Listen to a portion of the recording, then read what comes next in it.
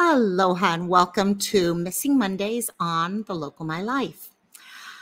I have a new story of someone who disappeared earlier in this month, October 2021. And as I started looking at it, doing the normal research and all, I quickly started kind of going down a rabbit hole. And what turned out initially as the story of one young girl who had gone missing quickly became the story of many young girls who have gone missing, young women who have gone missing, women who aren't getting their stories told whatsoever, and a story in an American city that honestly, between you and me, scares me. It is the things that we hear about on TV and all. And when I started seeing it all come together, it's something you don't want to recognize as happening in a city in our country at this time. So I started off talking, you can see these 5 gorgeous young women in front of you right now. I started looking at Qadr there. Qadr is a 10-year-old who went missing earlier this month, and her face just kind of called out to me when I started looking at people yesterday. But when I started checking out on the internet, doing Google searches and all, the first thing I noticed was very little information out there. One picture. In fact, all 5 of these girls that you're seeing in front of you right now have one picture. That is all I could find out there, was one photo of each of them. And in many of the cases you're going to see tonight, I don't even have specific descriptions beyond their photo. How tall were they? How much did they weigh? What was the color of their hair? Beyond what we can see with our own eyes right here. And that is something that should not be happening in this country. This is something that we need to be dealing with right now. Yes, you're looking at a lot of young women, and we're going to talk about this at the end of the video today. Okay, people start thinking, well, you know what? They could be runaways, okay? And we're just, for some reason, we don't put the energy into runaways like we do everything else. But we need to, for various reasons, which we will discuss at the end of things. So I started looking at these cases, and so many that are going missing in Philadelphia. And that's when I realized there was a serious problem there that the people of Philadelphia are starting to recognize. They, a couple weeks ago, actually just recently, had a march for this specific issue. They have children going missing regularly. Okay, children who just are on their way to school and never seen again. And it's becoming a major, I'm going to say it's an epidemic in that area right now from what I'm seeing. I finally got to a point where I realized, okay, I'm going to be dealing with a Missing Tuesdays again if I don't get a video out. I can't keep adding, because I kept adding more and more people to this video, because each of them deserve to have their story told, whether they're a runaway who's now in trouble or if they were abducted. They need to have their story told, because if they were a runaway, they were trying to get help. Something was leading them to running away. Now, you know, there's many reasons why. Okay, sometimes those reasons are actually very valid. Sometimes teenage angst, whatever. But some of these cases you look at and you're like, okay, I don't think so.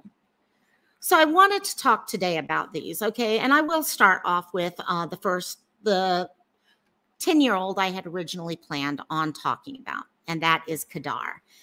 Qadr actually went missing on October 21st of this year. She's 10 years old and was in a foster home at the time. Just a bit about Qadr. She is 10 years old, like I said, 5'5". Now, I will be honest with you. I think the 5'5" is what I see out there in the majority of the comments in the newspaper articles. I did come across one place where they said she was 5'2". Now, a 10-year-old, you can have a 10-year-old who's 5'5". I think I was pretty close to that myself, and then I just stopped growing. Well, at least that way. And but with her weight and all that, I don't know. It could be either. So 5'2" or 5'5", and 125 pounds. She is dark complexioned, has brown eyes, and black braided or locked hair. She was last seen, wearing a black shirt with a blue hoodie and black pants. She also had black sneakers and a backpack. Now, when was she last seen? She was actually seen by her foster mother. Okay, that was the last person who saw her. She was leaving to head off to school at 7:45 in the morning. She goes to school at Henry Houston Elementary School. So here's a little map just to give you an idea of what the walk would have been like for her. Okay, in general, we don't have the exact address of where she was, but we have the block that they talked about. She 8 minutes, so add maybe 2 minutes or whatever for whatever, how far down that block she was. So 10 minutes to get to her school. She walked that way every day. She had 2 or 3 different routes she would do. And it seems like the neighborhood knew her pretty well. She was definitely someone that they all knew and they talked with and things like that. And they've actually taken very big step on being her voice and getting her story out. Now, there are some questions. She was heading towards the school. She went to Henry Houston Elementary School, like I mentioned, on Allen's Lane. She was a 5th grader at the school. Now, again, like I said, there's very little information out on these girls. In this case, there was one social media post that I found that mentioned that she was walking with her 2 siblings. That kind of confused me when I first saw it because I'm like, okay, if she's walking with her 2 siblings, then it should be easy to know if she was abducted or something like that. Yeah. And, but I wasn't hearing anything else. I've seen no other real verification that she was with her 2 siblings. Now, in further research, I did find a Facebook post from someone who supposedly is at the school that she goes to. And in that post, they said that she did not walk with her siblings that day, her brother and sister, that she had gotten mad or something at that time and took off to walk to school on her own. Social media is social media. How much do you put on that information? That's stuff I hope law enforcement have their hands on and they understand what's going on at this time. After her disappearance, the neighborhood really was out trying to get word out. There hasn't been a lot, like I said, a lot of search parties. There hasn't been family speaking, either on the biological or foster side. You have not seen a lot of discussion going on. However, there's a group of about 30 concerned neighbors, which do also include members of the school's parents association, that have taken the lead in this, and they have been knocking on doors. They've been passing out leaflets. They are making sure people who live in that general vicinity are checking their security camera footage. So many of us have Rings and all those things now, Waze. People in these areas were asking, please check your cameras. Go back through that footage. Do you see anything that's going on in any of these areas? I'm going to mention later on, there's a lot going on in these neighborhoods. And it's the old way. Remember, you would hear about this back in the 50s and 60s and all that. Your neighborhood was a family. Your neighborhood watched out for each other. You watched out for each other's children. You know what? We still have that ability to do that. So the group did make a statement, and I'm actually going to read this statement because it had some really good stuff with it. Quote, "We are hopeful that someone out there has camera footage from Thursday morning, the day she disappeared, or noticed Qadr deviating from her usual path to school. We are all wishing for Qadr to be found safe and sound and want her to know that she is loved and that she matters to this neighborhood and the school community. Another person said with Qadr that they're looking for her. Okay, sometimes she'd walk up Lincoln Drive. Sometimes she'd cross over to Gresham Street during her 10-minute walk to school. So she could have done many of these cut acrosses. We all know what that's like, where we cross across streets when we're kids. You get tired of taking the same walk, or what if she saw someone? Something just didn't feel right. I mean, I never had anyone chase me or anything like that, but I know there were times I was on my bike on the way to school growing up and something just didn't feel right and I'd kind of deviate slightly. So looking for those things, very important at this point. Qadr Williamson, and what I decided to do, rather than show you all this stuff at the end, I'm going to show you after each of the girls and the young women I'm going to be talking about today. Qadr is 10 years old. She's 5'5" and 125 pounds. Like I said, could be 5'2", but the majority of people are saying 5'5". She has black braided locked hair with brown eyes, really dark, gorgeous. Oh my gosh. You can kind of, I'm always one of those people, you can look in someone's eyes and you can tell so much from their eyes. And what was she wearing when she disappeared? She was wearing a black shirt with a blue hoodie. It's getting a little cold now, okay, that time of year. So she had a blue hoodie on, black pants, black sneakers, and her backpack, her school backpack. She was last seen in the 300 block of Glen Echo Road. And this was Philadelphia, Pennsylvania. All of these that I'm talking about today are in Philadelphia. Not only that, they tend to be limited right now, these 5 to 2 of the districts heavily. And if anyone has any information about her or anyone else, most of the phone numbers are the same for this group tonight.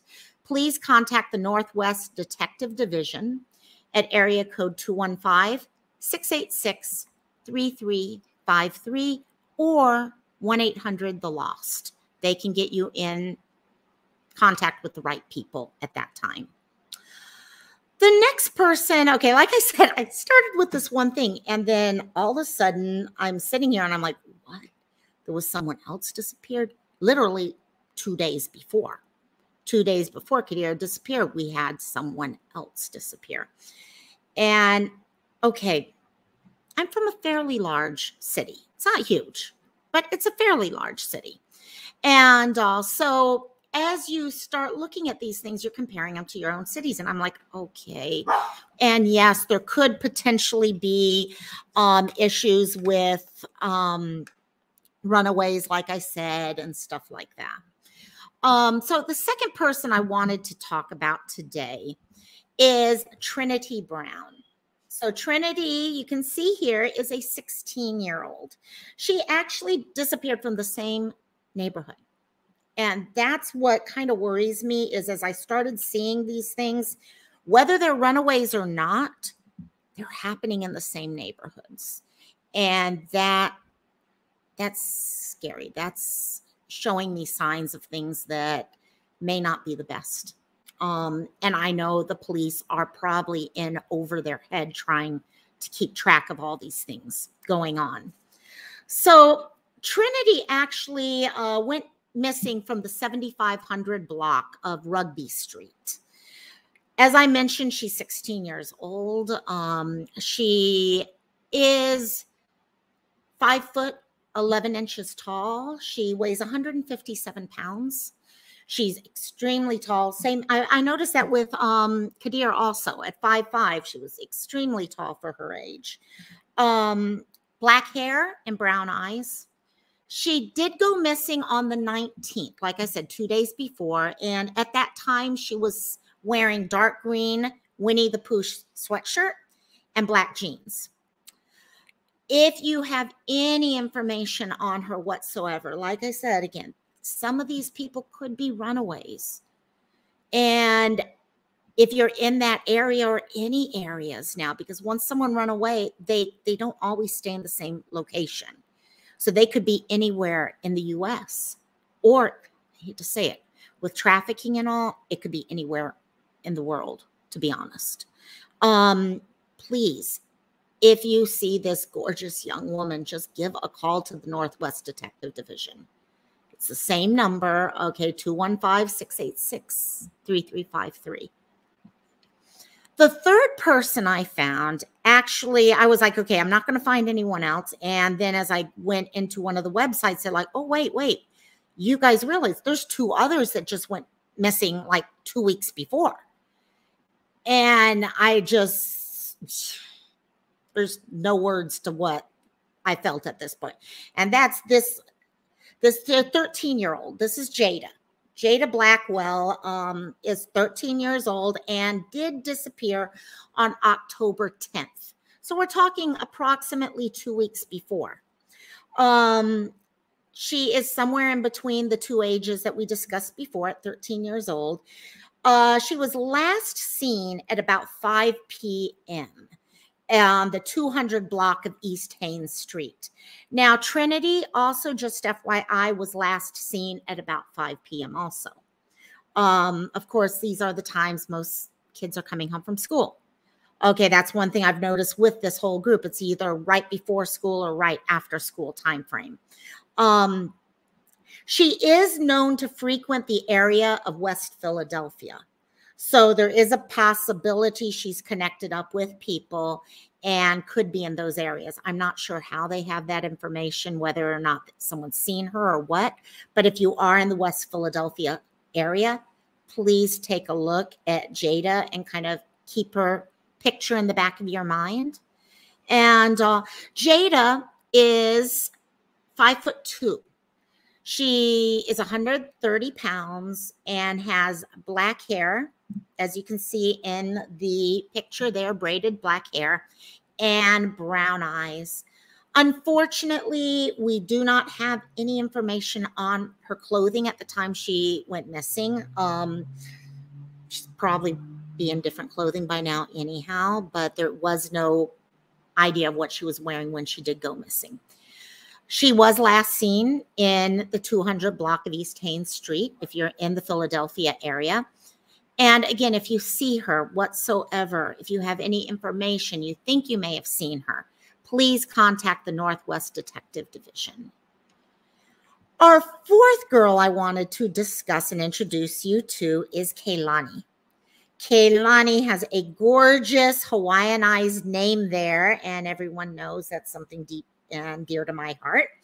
Kaylani Weston was actually, sorry, Bird wants to say hi to everyone.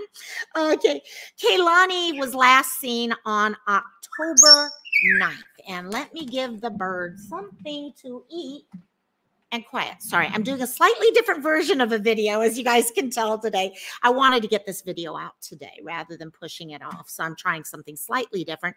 If you have any thoughts on how I'm doing this video compared to past, let me know. I really would be interested in any comments people have. But again, Kaylani, 15-year-old, she went missing on October 9th. So the day before Jada.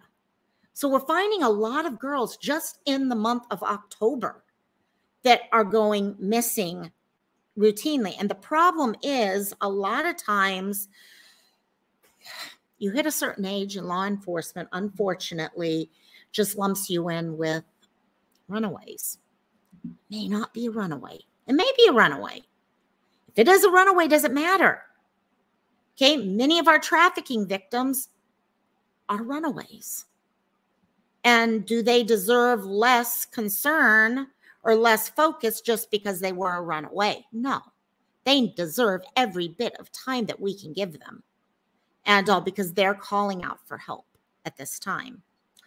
So she may be, the police feel, again, not sure where this came from, but the police feel she could be in the 500 block of Herman Street, again, in Philadelphia.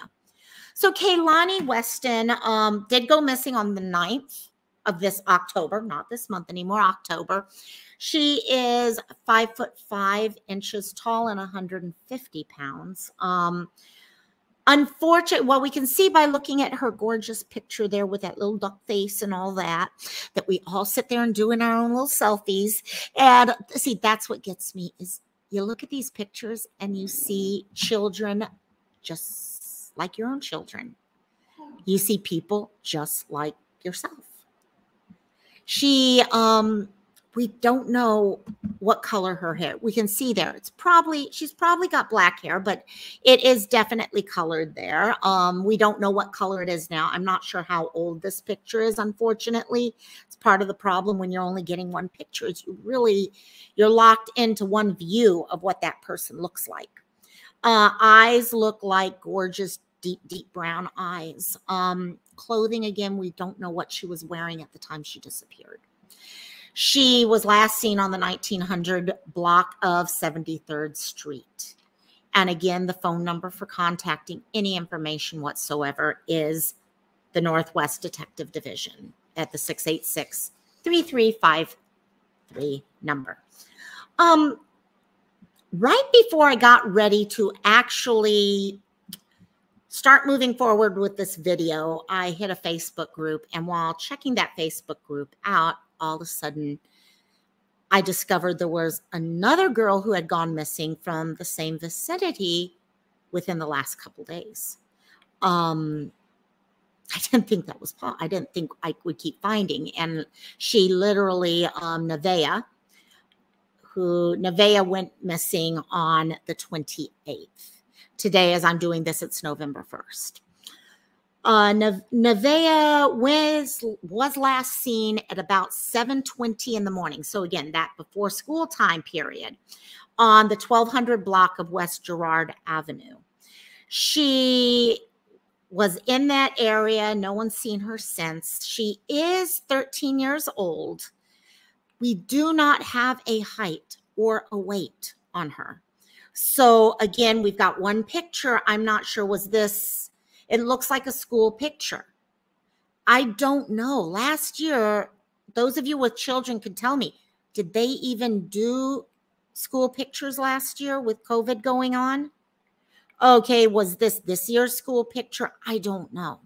So whether or not she may have changed since then, hairstyles, her herself, anyone who's gone through those preteen, she's 13 years old. Anyone who's gone through those preteen years know your body goes through changes, and okay, you can slim up, gain weight, all sorts of things very, very quickly. So Nevaeh is 13 years old. As I said, height and weight is unknown. She does have black hair, though, and brown eyes. She was last seen, though, wearing blue jogging pants, a white shirt, and a blue jacket. So we do have some additional information for her on that. She was, sorry, I have a little typo there. She was actually last seen not in the 12,000 block, but the 1200 block of West Girard Avenue. I'm sorry for that typo. She did just go missing. The phone number here is slightly different. They've got multiple people. As I mentioned earlier, the police department has to, with the information I kept pulling on this, they've got to be in over their heads with so many different things. And we're not just talking all runaways. There's actual abductions happening. There's all sorts of things going on, and they've got to have, they're in over their heads. I have a funny suspicion at this point. And they need as much help from the community as possible. And as I always say to all of you who are part of this community, we all have so much power by being able to share a video, by being able to talk to people about these cases and tell people. You may happen to have an auntie or an uncle or a best friend or anyone, classmate, who lives in Philadelphia who you can share this with. And we have, just because we are, in my case, across the ocean, does not mean we can't. That's why I shared last week Cleo's video. Yes, she may be in Australia, but we are one. Our world is becoming smaller and smaller by the day. There's so much connection going on and so many ways we can be moved from one area to another with trafficking and things like that. It's important for us to look at all of these things from a worldwide point of view. And so please, if you have seen Nevaeh, she's just recently gone missing. And getting her home I'm sure it'll mean the world to her friends and her family. And okay. I mentioned to everyone, I wanted to talk a little bit about what I'm seeing happening in Philadelphia, because I was like, I can't do this video and not talk about this. This is really upsetting me right now. It's kind of really pushing me. There's something going on that we need to put our hands, okay? We need to figure it out, and something's got to be done. Okay, this isn't just CPS. This is everything all over the board. When I looked at these things, there's quite a few different things going on, okay? It's evident a lot of these people are being pushed off as runaways. Even Qadr, I'm sorry. 10-year-old, I have a gut feeling that was part of their initial thought, especially if she was mad as she left the house. Oh, she probably ran away and everything.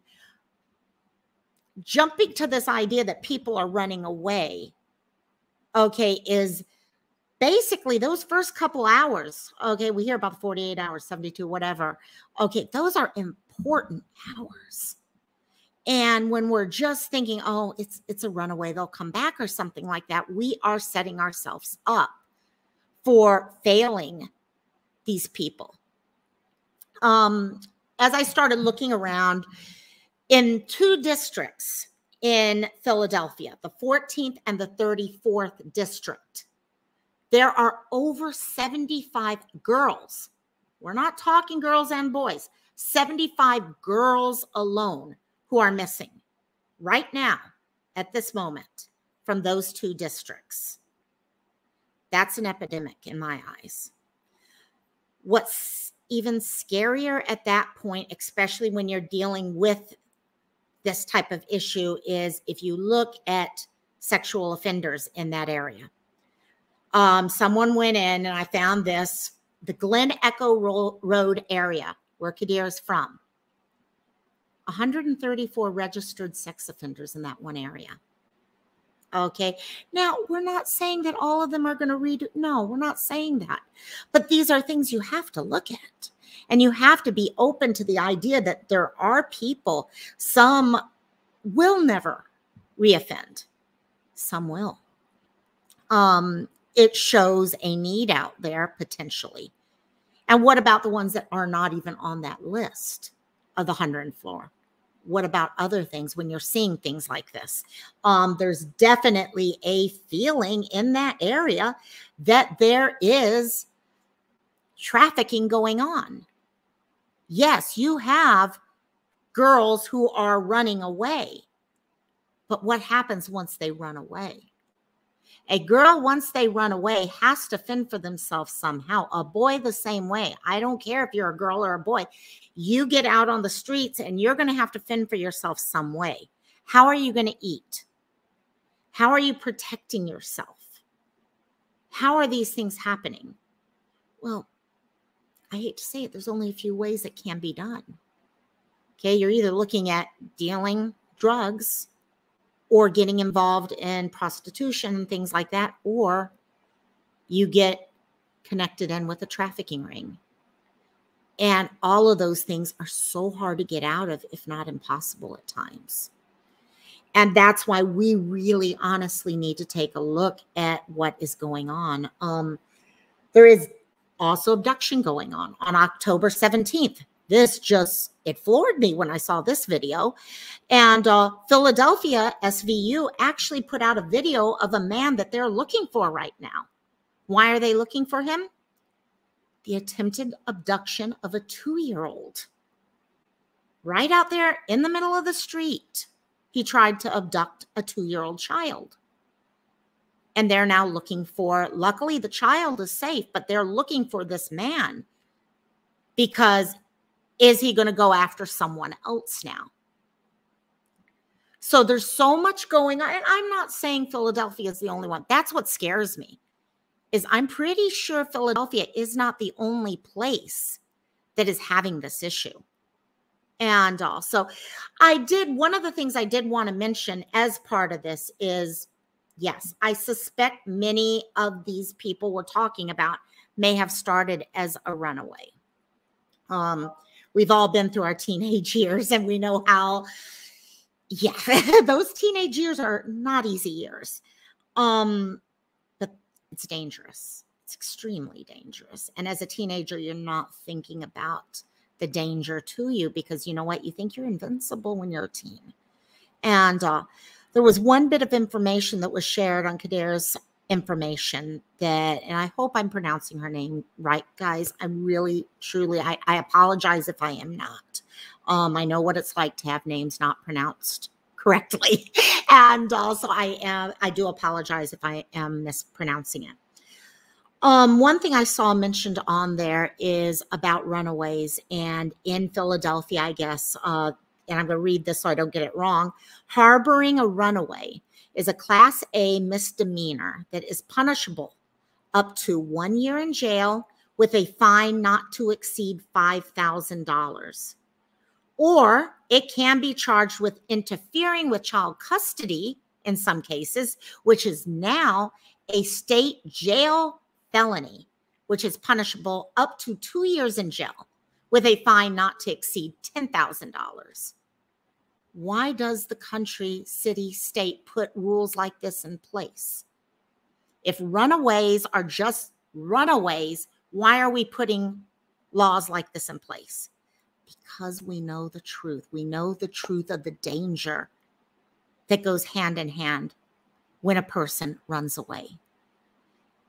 So as I finished this whole thing up and just finally decided I had to stop looking at other names. I mean, I'll come back in the future with more names because these people need to have their stories told. We keep mentioning that. These are people that I guarantee you there are people we've talked about today that you have not heard their name or seen their face. And have you seen Jada's face and those gorgeous braids of hers? Okay, that smile that Trinity has there. I mean, that smile goes to her eyes, eyebrows. I mean, it's her whole face. Okay, those soulful brown eyes that Qadr has there. Okay, and that little inquisitive. She has that little inquisitive. If you look at her smile there, that little inquisitive little smile there. And Nevaeh I'm looking at, and I see this girl who is, she knows what she wants to do in her life, and she's pushing forward to make sure everything happens the way it needs to. And then Kaylani. Oh, you talk of that duck. That alone shows all the fun and enjoyment and fun loving that we all have these times, and we all have hard times in our life. But every one of these girls, you can probably see something about yourself in them. And yes, it may have been a runaway, but think about what else has happened since then. They need our help to pull out of just that everyday, whatever is going on, whether it is into drugs, into prostitution, into trafficking, maybe not even in the country at this point, because that's what trafficking is about. It's not keeping you in your hometown. It's moving you around, taking away your identity. So please take a moment, look at these girls. Hit that button. Share this out with people. Have a talk with your children if you have children about the dangers of running away. Try to find ways to work with them if they ever do feel like they hit that point, because there are other solutions to it. It's hard when you're a teenager. Not a single one of us probably want to go back to those teenage years. Some parts of it was a lot of fun, but there was a lot of issues during those years. Lots of strife, a lot of emotions, okay? And but you know what? There's so much amazing at the end. As you go through that, and then you get into your 20s, 30s, and we won't go beyond that. But, and life just gets better and better. And it's just getting through that time. So look at those. Share, please. I ask to share these pictures. Take a screenshot of that one screen there. Okay. Send it to your friends. Hit share. Please hit subscribe to this channel for future stories. If you know of anyone who needs to have their story told, please let me know at thelokomilife@gmail.com, because I want to make sure we get as many people and their stories told as possible. I have the phone number at the bottom of the Missing in Philadelphia group. There's so many others. Take a chance. Go online. Spend 10 minutes tonight. Just pull up Missing in Philadelphia. Look at that. Even more so, missing in blank space. Fill in your own city. Okay, missing in whatever your own city is or your state. Take a look at all of the faces. And when you're out at McDonald's, when you're out at Starbucks, just take a look around. See what you can do to help. So thank you all so much. I am getting so many comments and just support from all you guys for this series. And to me, the support you guys are giving these girls and these boys that I am sharing, these women and men, is just amazing, because you're being the difference for them. So thank all of you so, so much. I will see you next week. If you have any ideas, please let me know. I hope you have an amazing week. We are into November. Next thing you know, we're going to be singing we are singing our Christmas carols already, but I hope you're getting your shopping started and all the other fun stuff. And it's nice this year not to have COVID as we go about doing all this stuff. So life's kind of getting back to normal. So have a wonderful, blessed week, and I will see you later this week and for sure next Monday. Bye-bye. Aloha.